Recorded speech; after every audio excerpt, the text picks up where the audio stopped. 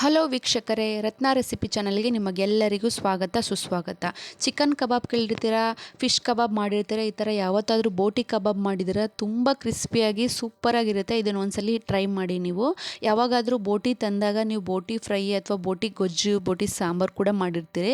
ಆದರೆ ಈ ಥರ ಬೇಯಿಸಿರೋ ಬೋಟಿಲಿ ನೀವು ಕಬಾಬ್ ಕೂಡ ಮಾಡ್ಕೋಬೋದು. ಹೆಲ್ದಿ ರೆಸಿಪಿ ಅಂತ ಕೂಡ ಹೇಳ್ಬೋದು. ಸಂಜೆ ಟೈಮ್ಸ್ಗೆ ನೀವು ಮಕ್ಕಳಿಗೆ ಇದನ್ನು ಸರ್ವ್ ಮಾಡ್ಕೋಬೋದು. ತುಂಬ ಚೆನ್ನಾಗಿರುತ್ತೆ, ಡಿಫ್ರೆಂಟಾಗಿರುತ್ತೆ. ಇದನ್ನೇನು ದೊಡ್ಡದು ಏನಿಲ್ಲ, ಮಾಮೂಲಿ ಈಸಿಯಾಗಿ ಕೂಡ ಮಾಡ್ಕೊಳ್ಬೋದು. ಮಾಮೂಲಿ ನಾವು ಇವಾಗ ಚಿಕನ್ ಕಬಾಬು ಅಥವಾ ಫಿಶ್ ಕಬಾಬ್ ಹೇಗೆ ಮಾಡ್ಕೊಳ್ತೀವೋ ಆ ಥರ ಮಾಡ್ಕೊಳ್ಬೋದು. ತುಂಬ ಈಸಿಯಾಗಿರುತ್ತೆ, ಟೇಸ್ಟ್ ಮತ್ತು ಅದ್ಭುತವಾಗಿರುತ್ತೆ. ನೀವು ಇದನ್ನೊಂದ್ಸಲಿ ಮನೇಲಿ ಟ್ರೈ ಮಾಡಿ, ತುಂಬ ಚೆನ್ನಾಗಿರುತ್ತೆ. ನೋಡಿ, ಬೇಯಿಸಿರೋ ಅಂಥ ಬೋಟಿನ ಒಂದು 4-5 ಕೂಗು ಉಪ್ಪು ಮತ್ತು ಅರಿಶಿಣ ಹಾಕಿ ಬೇಯಿಸ್ಕೊಂಡಿರೋ ಅಂಥದ್ದು ನಾನು ಇಲ್ಲಿ ಎತ್ತಿಟ್ಕೊಂಡಿದ್ದೀನಿ ಸ್ವಲ್ಪ. ಈಗ ಒಂದು ಬೌಲಲ್ಲಿ 1 ಸ್ಪೂನಷ್ಟು ಶುಂಠಿ ಬೆಳ್ಳುಳ್ಳಿ ಪೇಸ್ಟು ಮತ್ತು ಕಬಾಬ್ ಪೌಡ್ರನ್ನ ಹಾಕ್ಕೊಂಡಿದ್ದೀನಿ. ಸ್ವಲ್ಪ ಹಸಿಮೆಣ್ಸಿನ್ಕಾಯಿ ಕೂಡ ಹಾಕ್ಕೊಂಡಿದ್ದೀನಿ. ಖಾರಕ್ಕೆ ತಕ್ಕಂಗೆ ಹಸಿಮೆಣ್ಸಿನ್ಕಾಯಿ ಹಾಕ್ಕೊಳ್ಳಿ. ತುಂಬ ಕ್ರಿಸ್ಪಿಯಾಗಿ ನಿಮಗೆ ಬೇಯಿಸಿದಾಗ ಬಾಯಿಗೆ ಸಿಗುತ್ತೆ. ಸ್ವಲ್ಪ ಸ್ಪೈಸಿಯಾಗಿದ್ದರೆ ಇದು ತುಂಬ ಚೆನ್ನಾಗಿರುತ್ತೆ. ನಾನಿಲ್ಲಿ ಒಂದು 10-15 ಕರಿಬೇವಿನ ಸೊಪ್ಪು ಕೂಡ ಹಾಕ್ಕೊಳ್ತಾ ಇದ್ದೀನಿ. ಟೇಸ್ಟ್ ಚೆನ್ನಾಗಿರುತ್ತೆ. ಮತ್ತು 1 ಮೊಟ್ಟೆನ ಹಾಕ್ಕೊಂಡು ಕಲಿಸ್ಕೊತಾ ಇದ್ದೀನಿ. ಈ ಹಂತದಲ್ಲೇ ನೀವು ಸ್ವಲ್ಪ ಒಂದು ಪಿಂಚಷ್ಟು ಉಪ್ಪು ಮತ್ತು ಅಕ್ಕಿ ಹಿಟ್ಟು ಕೂಡ ಹಾಕ್ಕೊಳ್ಳಿ. ಅಕ್ಕಿ ಹಿಟ್ಟು ಹಾಕ್ಕೊಂಡ್ರೆ ಕ್ರಿಸ್ಪಿಯಾಗಿ ಚೆನ್ನಾಗಿ ಬರುತ್ತೆ. ನೋಡ್ತಿದ್ದೀರಾ? ಬೇಕಂದರೆ ನೀವು ಸ್ವಲ್ಪ ನೀರು ಹಾಕ್ಕೊಂಡು ಕೂಡ ಕಲಿಸ್ಕೊಳ್ಬೋದು. ನಾನು ಇದಕ್ಕೆ ಒಂದು ಅರ್ಧ ಸ್ಪೂನಷ್ಟು ಗರಂ ಮಸಾಲ ಕೂಡ ಆ್ಯಡ್ ಮಾಡಿಕೊಂಡು ಈಗ ಬೇಯಿಸಿಟ್ಟಿರೋ ಅಂಥ ಬೋಟಿನ ಬೇಯಿಸಿಟ್ಕೊಂಡಿರೋಂಥ ಬೋಟಿನ ಹಾಕ್ಕೊಂಡು ಇದಕ್ಕೆ ಈ ಮಸಾಲೆಗೆ ಫ್ರೈ ಮಾಡ್ಕೊತಾ ಇದ್ದೀನಿ. ಇದಕ್ಕೆ ಖಾರ ಸ್ವಲ್ಪ ಮುಂದಿದ್ರೆ ಚೆನ್ನಾಗಿರುತ್ತೆ. ನಾನು ಅದರಿಂದ ಹಸಿಮೆಣ್ಸಿನ್ಕಾಯಿ ಹಾಕ್ಕೊಂಡಿದ್ದೀನಿ. ನಿಮಗೆ ಚಿಲ್ಲಿ ಜಾಸ್ತಿ ಬೇಕು ಅನಿಸಿದ್ರೆ ನಿಮಗೆ ಖಾರದ ಪುಡಿ ಕೂಡ ಆ್ಯಡ್ ಮಾಡ್ಕೋಬೋದು ಈ ಹಂತದಲ್ಲೇ.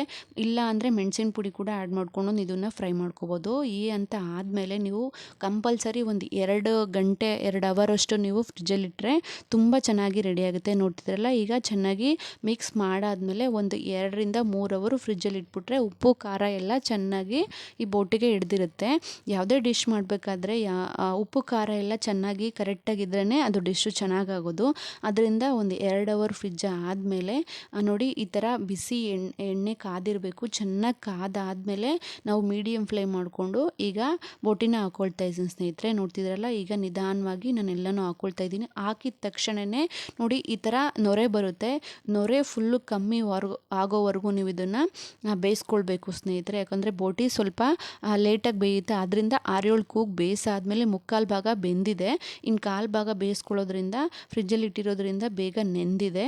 ಈಗ ಉಪ್ಪು ಖಾರ ಎಲ್ಲ ಚೆನ್ನಾಗಿ ಹಿಡ್ದಿರೋದ್ರಿಂದ ಈಗ ಬೇಗ ನೋಡಿ ಎಷ್ಟು ಕ್ರಿಸ್ಪಿಯಾಗಿ ಬಂದಿದೆ. ಸ್ವಲ್ಪ ಅಕ್ಕಿ ಹಿಟ್ಟು ಹಾಕೋದ್ರಿಂದ ನಿಮ್ಗೆ ಯಾವುದೇ ಬೋಂಡ, ಬಜ್ಜಿ ಅಥವಾ ಕಬಾಬ್ ಈ ಥರ ಯಾವುದೇ ಆದರೂ ಕಬಾಬ್ ಪೌಡ್ರು ಕೂಡ ಜೊತೆಗೆ ನೀವು ಸ್ವಲ್ಪ ಅಕ್ಕಿ ಹಿಟ್ಟು ಆ್ಯಡ್ ಮಾಡೋದ್ರಿಂದ ತುಂಬ ಕ್ರಿಸ್ಪಿನೆಸ್ನಾಗಿ ತುಂಬ ಚೆನ್ನಾಗಿ ಬರುತ್ತೆ. ನೋಡ್ತಿದ್ರಲ್ಲ, ನಾವು ಯಾವುದೇ ಸೋಡಾ ಕೂಡ ಆ್ಯಡ್ ಮಾಡಿಲ್ಲ. ಆದ್ರೂ ಬಜ್ಜಿಗೆ ಬೋಂಡಾಗಾದ್ರೂ ಸರಿ ನೀವು ಸ್ವಲ್ಪ ಅಕ್ಕಿ ಹಿಟ್ಟು ಆ್ಯಡ್ ಮಾಡ್ಕೊಳ್ಳಿ. ನೋಡ್ತಿದ್ರಲ್ಲ, ಅಷ್ಟೊಂದು ನೊರೆ ಬರ್ತಿರೋದು ಸ್ವಲ್ಪ ಕಮ್ಮಿ ಆಗ್ತಾ ಬರ್ತಿದೆ ಸ್ನೇಹಿತರೆ. ನೋಡ್ತಿದ್ರಲ್ಲ, ಈಗ ಫುಲ್ಲು ಕಮ್ಮಿ ಆಗಿದೆ.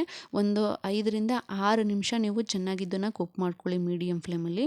ನೋಡಿ, ನೋಡ್ತಾ ಇದ್ದಕ್ಕೆ ಗೊತ್ತಾಗುತ್ತೆ ಎಷ್ಟು ಕ್ರಿಸ್ಪಿನೆಸ್ ಆಗಿ ಬಂದಿದೆ. ಕಬಾಬು ಸೈಡ್ ಹೊಡಿಯುತ್ತೆ ಅಷ್ಟು ಚೆನ್ನಾಗಿದೆ. ಚಿಕನ್ ಕಬಾಬ್ ಕೂಡ ಸೈಡ್ ಹೊಡಿಯುತ್ತೆ ಅಷ್ಟು ಚೆನ್ನಾಗಿದೆ. ಕ್ರಿಸ್ಪಿನೆಸ್ ಅಂದರೂ ತುಂಬ ಚೆನ್ನಾಗಿತ್ತು. ಮಕ್ಕಳಿಗೆ ಅಥವಾ ದೊಡ್ಡವ್ರಿಗಾಗಲಿ ಮನೆಯವ್ರಿಗೆಲ್ಲ ಈ ಥರ ಡಿಫ್ರೆಂಟಾಗಿ ಏನಾದರೂ ಡಿಶ್ ಮಾಡಿಕೊಟ್ರೆ ಅವರು ಇಷ್ಟಪಟ್ಟು ತಿಂತಾರೆ. ತುಂಬ ಚೆನ್ನಾಗಿರುತ್ತೆ ಕೂಡ, ಹೆಲ್ದಿಯಾಗಿದೆ. ಮಕ್ಕಳಿಗೆ ಯಾವಾಗಲೂ ಈ ಬೋಟಿ ಗೊಜ್ಜು ಅಂತಂದರೆ ಅವರು ಮಕ್ಕಳು ತಿನ್ನೋದೇ ಇಲ್ಲ. ಅವ್ರಿಗೆ ಬೇಳೆ ಸಾಂಬಾರು ಮಾಡಲೇಬೇಕು. ಅದರಿಂದ ಅವ್ರಿಗೆ ಈ ಥರ ಫ್ರೈ ಮಾಡಿಕೊಟ್ರೆ ಅವರು ನಿಜವಾಗ್ಲೂ ಇಷ್ಟಪಟ್ಟು ತಿಂತಾರೆ. ನೀವು ಸಂಜೆ ಟೈಮ್ ಕೂಡ ತಿನ್ಬೋದು ಅಥವಾ ಊಟದ ಜೊತೆಗೆ ನೆಂಚ್ಕೊಂಡು ಕೂಡ ತಿನ್ಬೋದು. ಈ ರೆಸಿಪಿ ನಿಮಗೇನಾದರೂ ಇಷ್ಟ ಆಗಿದರೆ ಪ್ಲೀಸ್ ನನ್ನ ಚಾನಲ್ನ ಸಬ್ಸ್ಕ್ರೈಬ್ ಮಾಡಿ, ಶೇರ್ ಮಾಡಿ, ಲೈಕ್ ಮಾಡಿ. Thank you. ಎಲ್ಲರಿಗೂ ಒಳ್ಳೆಯದಾಗಲಿ. ವಿಡಿಯೋ ನೋಡೋದಕ್ಕಾಗಿ ಧನ್ಯವಾದಗಳು.